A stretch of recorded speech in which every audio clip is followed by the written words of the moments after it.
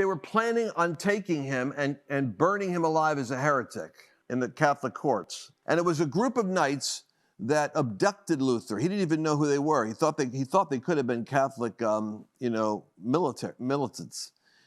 But it was a group of knights took him and abducted him with a bag over his head and brought him into a castle in Wartburg, Germany. Wartburg Castle is where Luther was now held.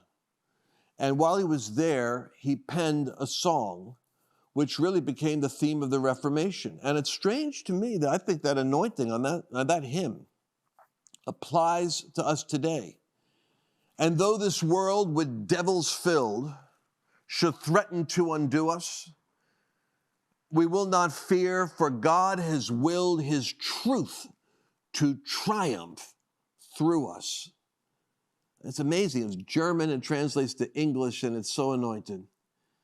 It was the Wartburg Castle were knights that were Protestants. They were followers of Luther, and they called him, put clothes on him. They gave him an underground. He had to go into the underground, and he had to change his name and hang out there to try to throw off the Catholics, because God determined the devil would not get a hold of this man and burn him alive, as they did to John Huss.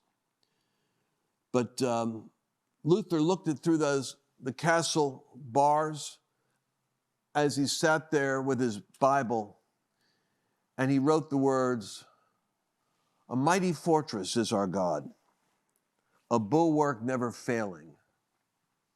Our helper he amidst the flood of mortal ills prevailing. For still our ancient foe does seek to work us woe. His rage and power are great, and armed with cruel hate, on earth is not his equal." And he began to pen the spiritual battle that he was in,